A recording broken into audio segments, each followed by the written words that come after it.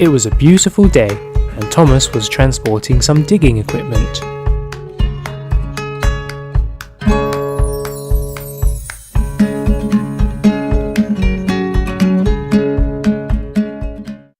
Nearby, Tom Moss the prank engine was having a little giggle to himself. He'd done something naughty again, which Thomas would soon find out. Meanwhile, Thomas had to halt his journey. The path he was going to take was closed. "Oh well," said Thomas, "I've never been the other way before. I'm sure it will be fine." And on he went. The track led to a strange tunnel. When Thomas emerged, he had no idea where he was. He was in some dark, scary world, and he had no idea how to get back.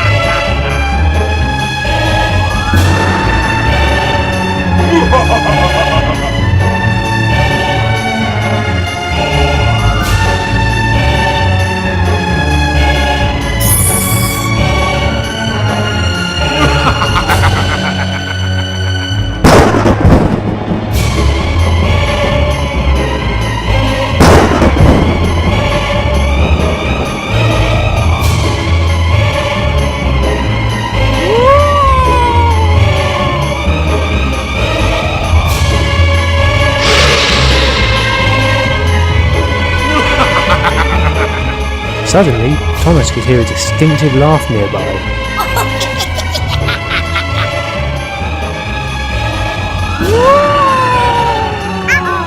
Tom reversed down the tunnel, with Thomas in pursuit.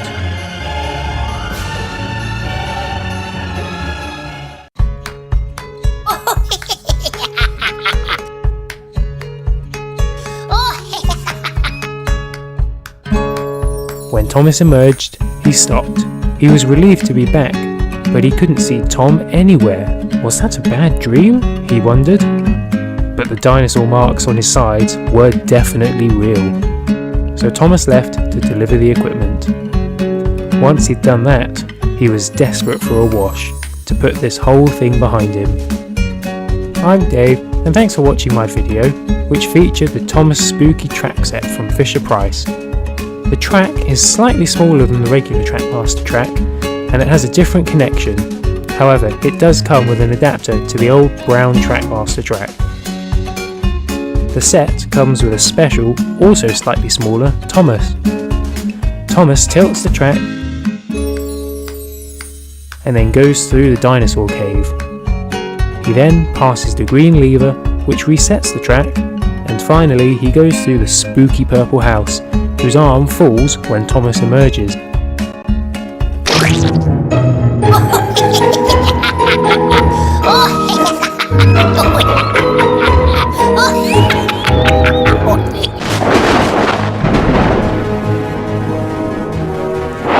There was a storm brewing on Sodor. The engines were busy, hoping the worst of the storm would miss them.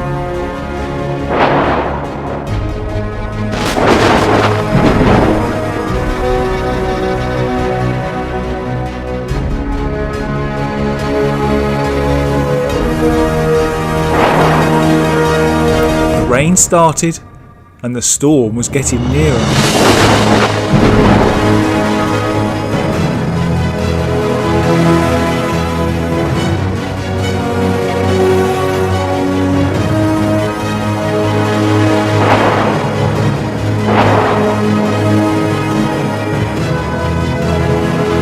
Then there was trouble. A bolt of lightning struck the track on top of the bridge. The track came apart and the ballast under the rails fell onto the track below.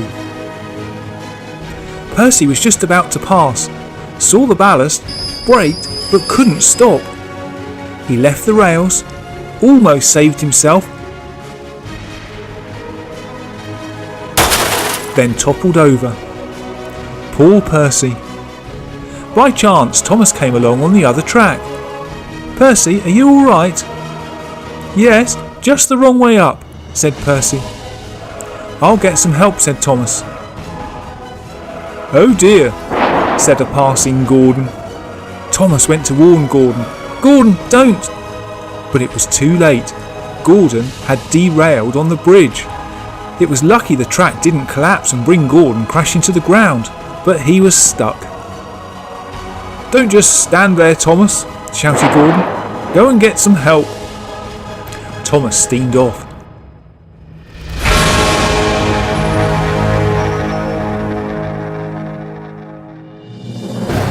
On another part of the island, the Paw Patrol Lookout Centre were keeping watch, and their periscope had found the accident.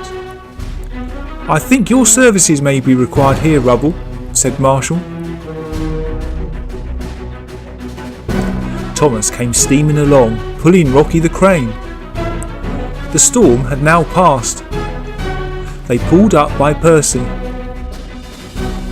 We'll get you up right, Percy, said Rocky. What about me? Said Gordon. No, not you yet, said Thomas. We need to move Percy first, just in case you fall on him while you're being moved. How reassuring, said Gordon.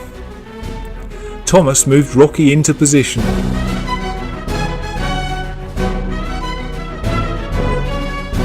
Rocky and Thomas together were strong. Hurry up, shouted Gordon again. Very soon, Percy was back on the rails and left. Thomas steamed round to Gordon.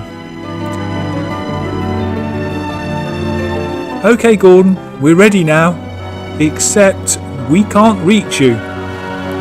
But don't worry, help is on the way, and with that they moved back.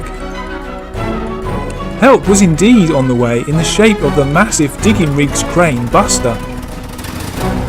Buster arrived and got into position.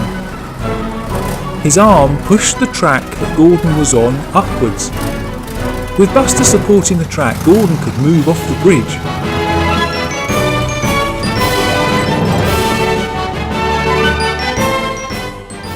He came round and thanked Buster and then continued on his journey.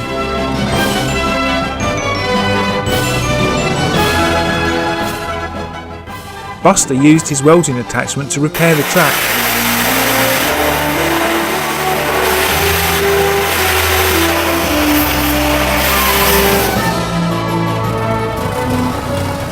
Thomas thanked Buster and off he went.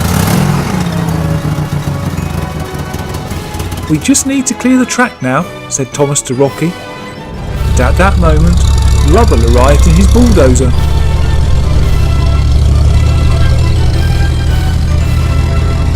Thomas told him what had to be done, and he set to work.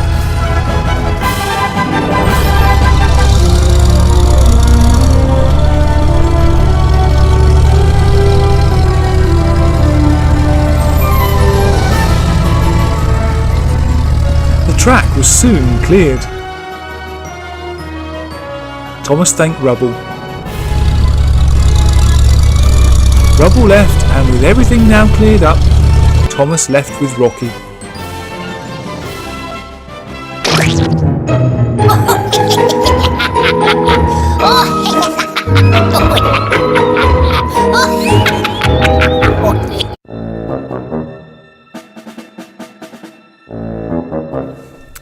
Good morning, Tom Moss. You're here at the pumpkin patch very early this morning. Are you looking for a pumpkin for your forest? No? Then you must be up to something.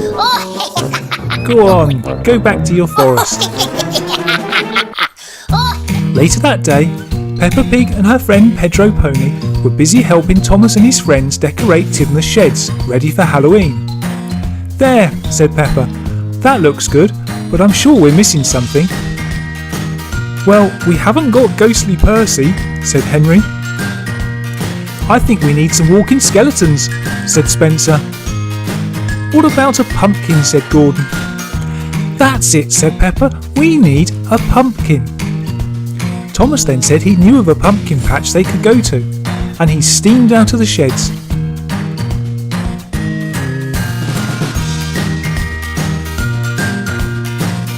Peppa and Pedro hopped on and off they went.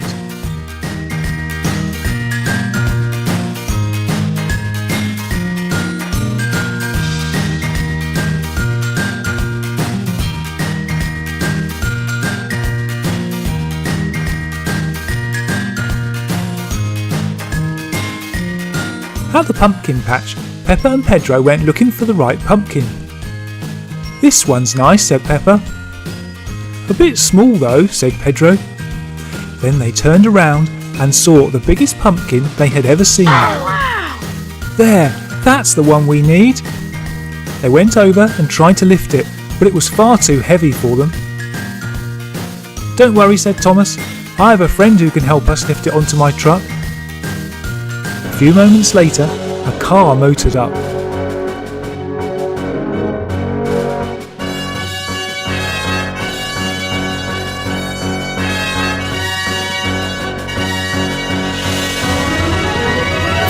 "Wait a moment," said Peppa. That's Superman." Superman came over to the pumpkin and lifted it into the air, all on his own, walked over to the truck and put it down. "Thank you so much," said Peppa and Pedro. Thomas thanked Superman for coming as well. Peppa and Pedro got back on Thomas and off they went with a giant pumpkin.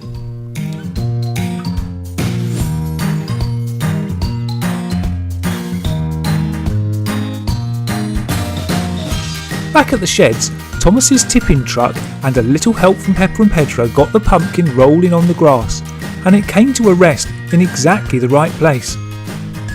"Perfect," said Peppa, and they stood back and admired their work. "Is that your watch ticking?" said Peppa to Pedro. "No," said Pedro. "I haven't got a watch." "Oh, I wonder what it is." Then there was a loud explosion, and pieces of pumpkin flew everywhere. Laughter could be heard coming from behind the sheds.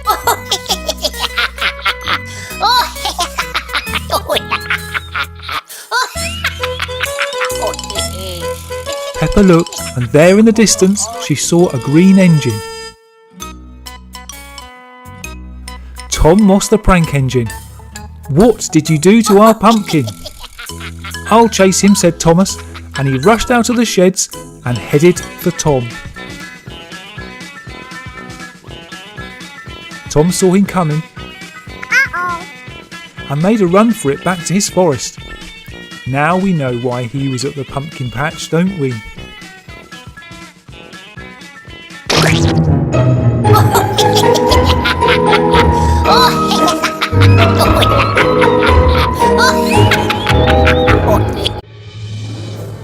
"Thomas, I'd like you to go on a special errand today," said Sir Topham Hatt. "Some treasure that was lost a long time ago has been found near the coast, but can only be reached by a brave train. Why don't you send a big brave engine like Gordon, sir?" said Thomas. "We don't need a train that's too heavy, you'll see why," said Sir Topham Hatt. "Thomas, just be brave and trust in the rails." "OK, sir," said Thomas, and he steamed off nervously towards the coast.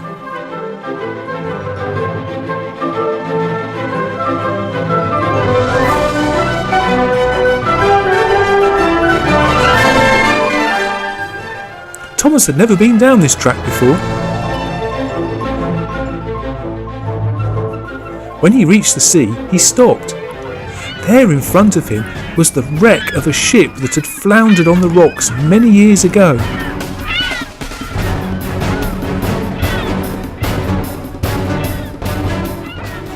It had been badly broken up by the waves, but Thomas saw that his track had been built on the rickety mast that remained.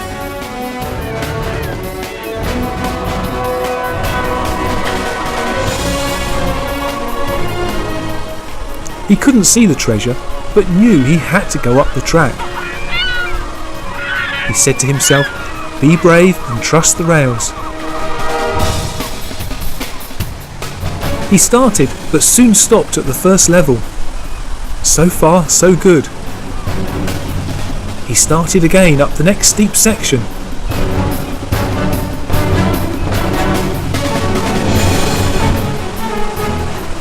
"It's really high up here," said Thomas. "Don't look down! Don't look down!" and he moved to the very top. Thomas now had to look down. He saw the treasure, but also saw the rocks. The track also turned 360 degrees. Trains aren't meant to do this, he said, but he didn't want to let Sir Topham Hatt down. He just remembered his words, "Be brave and trust in the rails." He moved forwards and dropped like a stone through the air. It didn't feel like it, but Thomas had actually stuck to the rails and collected the treasure on the way.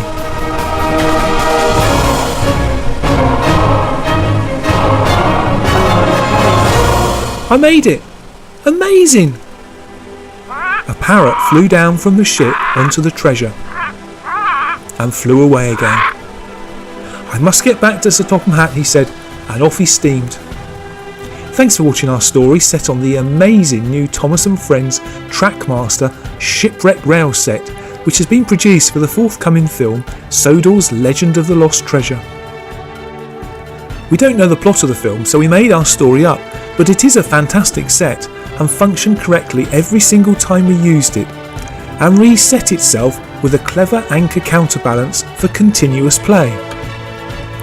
A special thanks to the wonderful Thomas and Friends team at Fisher-Price who have allowed us to show you this set prior to general release. Can't wait for the film now. Anyway, thanks for watching.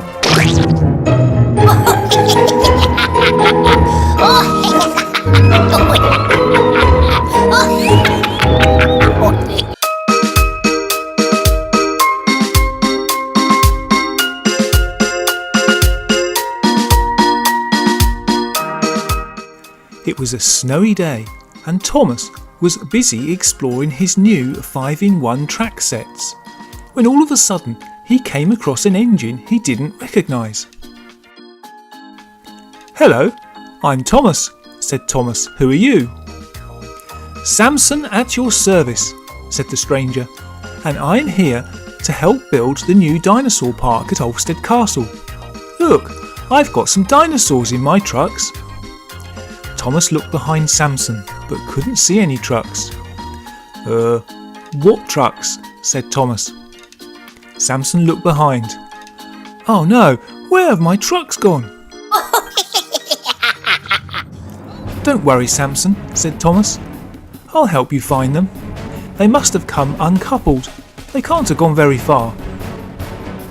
Thomas and Samson started searching all around the track for his dinosaur trucks, but couldn't find them anywhere.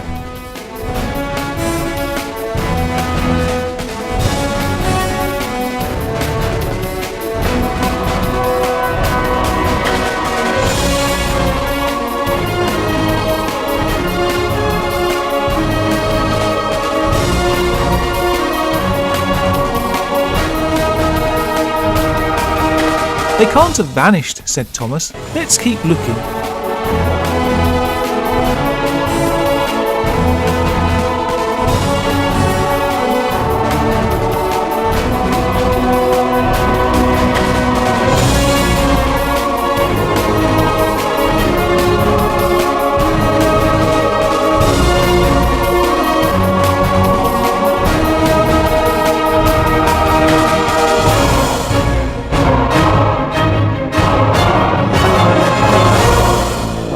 Then Thomas thought he saw something underneath the track, and coming down the hill slowed to a stop.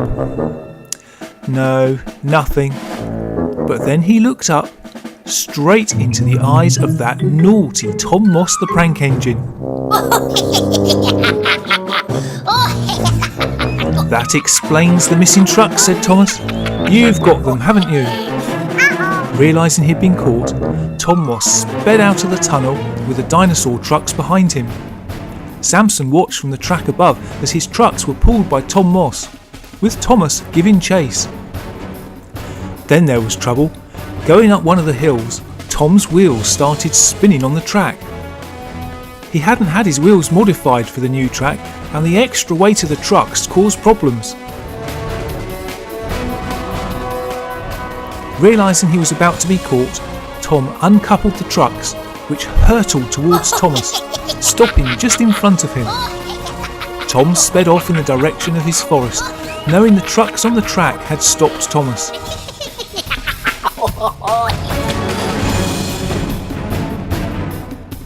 Meanwhile, Samson had caught up with Thomas and was so pleased to see his trucks. They coupled the trucks back onto Samson and he set off for Ulstead Castle, proudly pulling the dinosaurs behind him.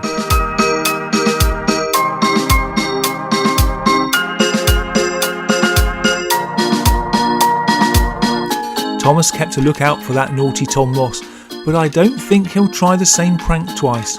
Do you?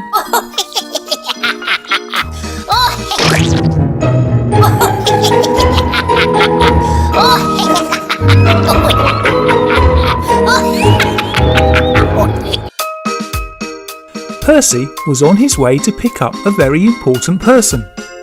Why Percy, I hear you ask? Well, it's a long story. Sir Topham Hatt originally asked Spencer to go, but despite Thomas telling Spencer about how slippery and muddy the quarry route was, Spencer didn't listen. He slipped off the rails and got covered in mud, and had to return to get cleaned up. Unfortunately, the engine wash was being repaired, so Gordon was sent out. Gordon was quite careful to keep clean and even sheltered from a storm. But although the rain had stopped, a mudslide fell on top of him. He returned to the sheds to find the engine wash still being repaired, or not, as the case may be. Henry was then sent, but that naughty Tom Moss the prank engine had tampered with some signals, causing Henry to crash into James. Percy just happened to be passing, and Thomas asked him to take the royal coach and collect the very important person. And that's where we are now. Percy was nearing the coast and just had one tricky piece of track left. It was the area formerly known as Boulder Mountain, but the track there had collapsed a while back and a replacement had been built around the mountain and just over the rocks in the sea. Percy approached the sharp bend, unaware that one side of the new rails had been washed away in the storm. He turned the bend, couldn't stop, but tipped up and took the bend on 2 wheels. How did he do that?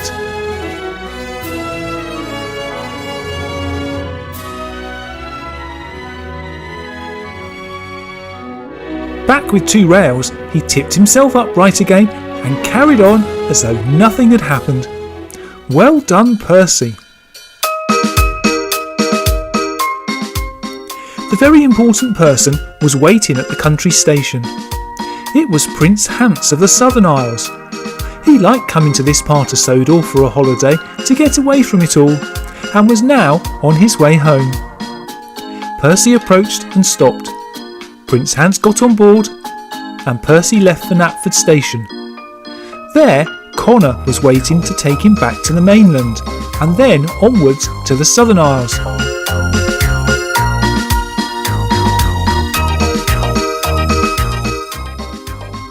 The long bridge was easy for Percy, and he had an unadventurous journey back to Knapford.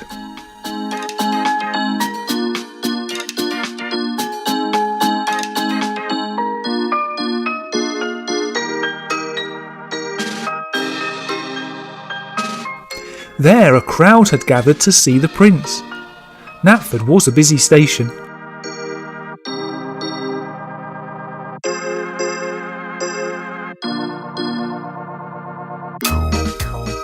Percy pulled in. The prince got out and thanked Percy. The crowd cheered and Percy left. Prince Hans climbed aboard Connor, and with more cheering, Connor left Knapford. What an eventful day!